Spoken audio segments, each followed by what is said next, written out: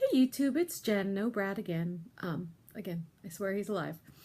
But I keep doing these when he's at work. So, it's been a while since I came to you because since I'm waiting to get, I had the band removed and I'm waiting to get the sleeve. I figured no sense in posting if there's not really much to say.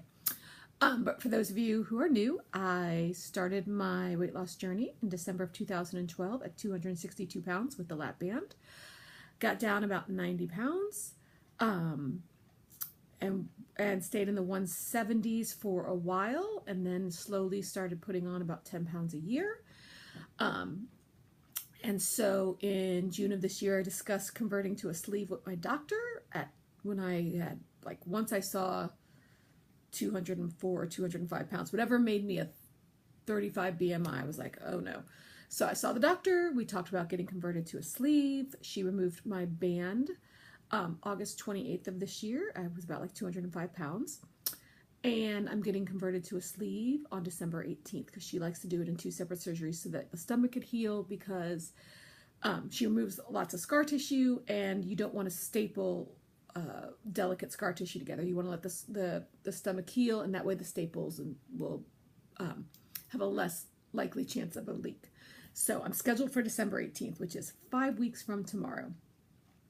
So I had my, what they call a surgical consult the month before surgery. So I had that last week with Dr. Jessie. And I told her that since I had the band removed, I have been having ridiculous burping every morning. It's like I stop eating, like let's say I have dinner at 7 o'clock. And then I'm in my car for 7 o'clock p.m. And then I'm in my car the next morning, like 8:30 in the morning, and I'm guzzling my water, because I love water. And as I'm drinking on the way to work, I am burping like, like a guy, like lots of burps, and they smell disgusting, like all this. And it's just wrong because like I've never had this before. Like, I would have, an occasional burp, but no, every morning without fail on an empty stomach, I'll drink my water and I am a burping machine. And then by the end of the day, I teach group fitness. So at the end of the day, when I'm teaching my kickboxing class, when you teach, you don't have a lot of time to drink water. So in between, I'll like guzzle 24 ounces in a moment. And then I'll burp, and those burps are wet burps, like stuff comes up, not normal. So I was kind of worried about that. So I talked to my doctor about that. And she's like, why don't we do an upper GI? So I saw her Thursday, and the upper GI, you have to do fasting. So I couldn't just go on Thursday right across the street to get the upper GI. I went today. Now keep in mind, we were out of town all weekend, and so we were driving back from Miami. And so we skipped dinner, but I kind of had like a snack at like 9 o'clock last night. So last thing I ate last night was 9 p.m. My upper GI appointment wasn't until 12:30 this afternoon. So that is, 3 hours? That's 15 and a half hours of no eating or drinking. So I go get the upper GI, which if any of you have had a barium swallow, it's like a barium swallow, except you drink a bunch more, and they can see, and they're looking at everything going down. They're looking at the esophagus, they're looking at the stomach, and they're looking at it emptying into the duodenal switch. So I go in there, fasted, I drink their liquid, and it goes through the esophagus, it goes into the stomach, and it's not emptying out. And I'm like, is that not normal? They're like, oh, some people take a little longer, don't worry.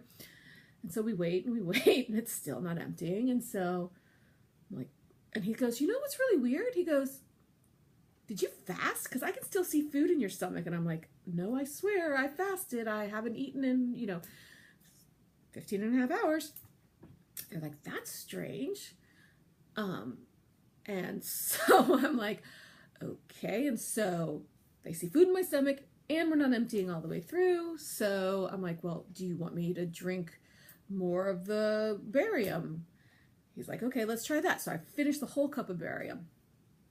We're waiting. No, nothing goes through. So then I'm like, do you want me to drink water? I can guzzle water. I do, I haven't gotten to drink water in 15 hours. I would love to guzzle some water. So I drank 2 of their styrofoam cups of water. It was like 1:15. They're like, well, just some people are slower going through. So, talk to your doctor. I don't know how this may or may not affect the sleeve. We don't know. And I was like, well, the one thing I was also concerned about was, do I have a hiatal hernia? Because when I got the band, December 2012, I had a hiatal hernia, which is totally common, and she fixed it. In July of 2014, I had to have a revision because my band slipped. So she had to go in surgically to reposition the band, and at which point she saw another hiatal hernia, which she fixed. Then when I got the band removed in August of 2018, August 28th, she said I had a huge hiatal hernia, which she fixed. And then today, we're talking, what is this? 2.5 months later, the doctor's like, yeah, I still see a small hiatal hernia, like under an inch. I'm like, what are you talking about? I just had it fixed 3 times, including one 2.5 months ago. So I'm waiting to hear back to make sure that still having a small hiatal hernia that clearly does not want to be fixed, as well as having a stomach, I think they call it I don't know, something about your stomach not emptying as quickly as other people's stomachs. So I'm like, wait a minute. So we're looking at my stomach, and it's all inflated from all the liquid and stuff.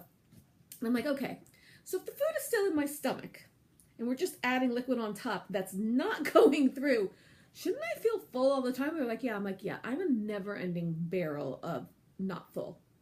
Like, this is crazy. There's no reason why I should be as hungry as I am all the time. I mean, I know I don't have the lap band. I know I'll be hungrier than before.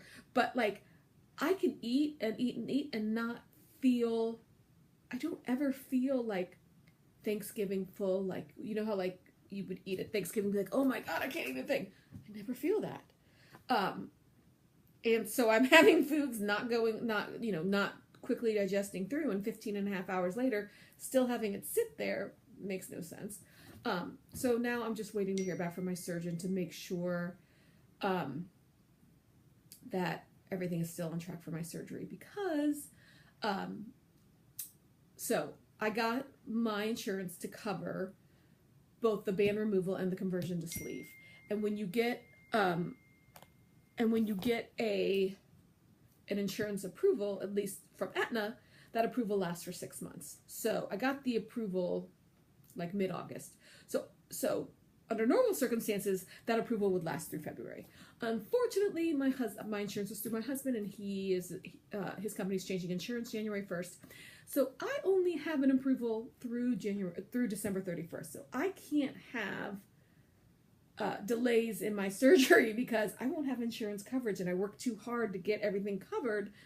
To have to start over again would be awful, and there's different insurance requirements you have to meet to get a conversion when you ask for a different surgery while you have a band and it's defective. If you ask for a band to be removed and a different conversion surgery, that's a whole different set of standards than now that my band's removed. If I had to go and apply under a new insurance policy to get a conversion, they would say, oh no, you're just a regular person. You got to go through all the hoops of the 6-month weight loss, and you can't gain a pound and all this stuff. And I don't want to have to jump through all those hoops because I already got approved to do it without jumping through the hoops.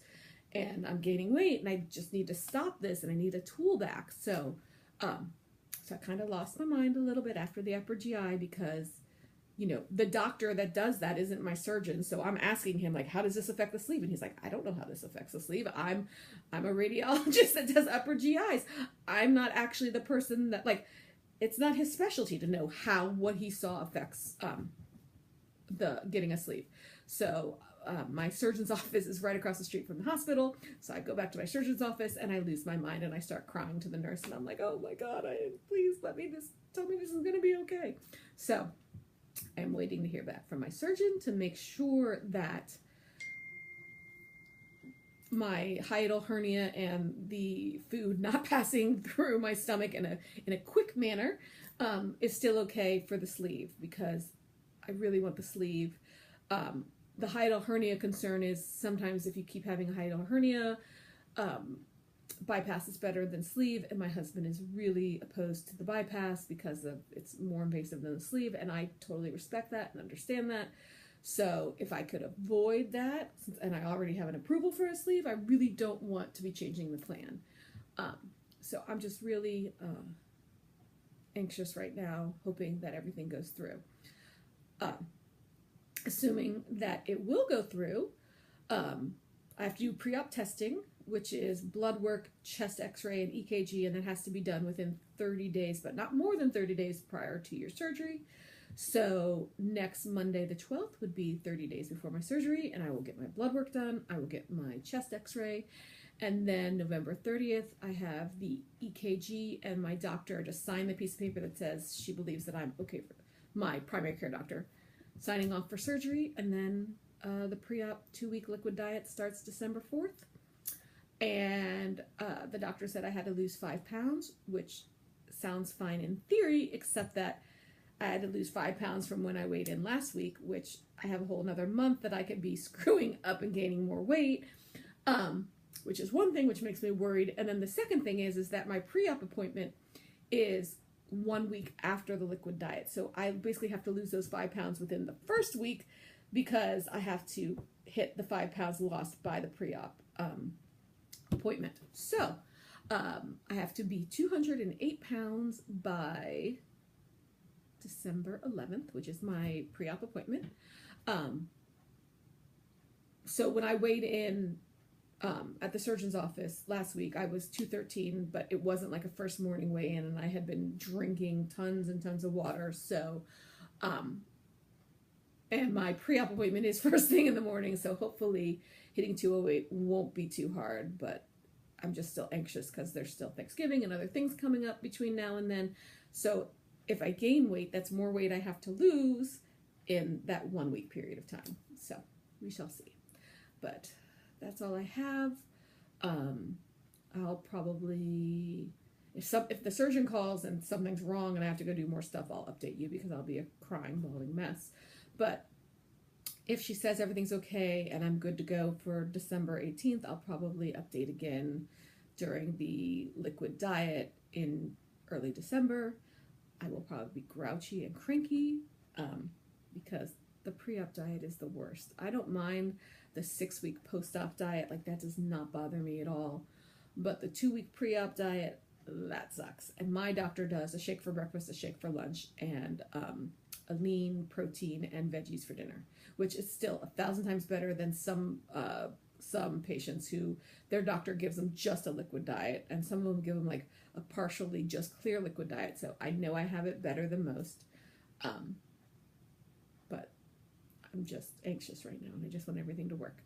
So there you have it. There's my update. I will come back again next month, and hope you all are big losers, kick some fat's asses, and I love your faces. Have a great day. Bye, YouTube.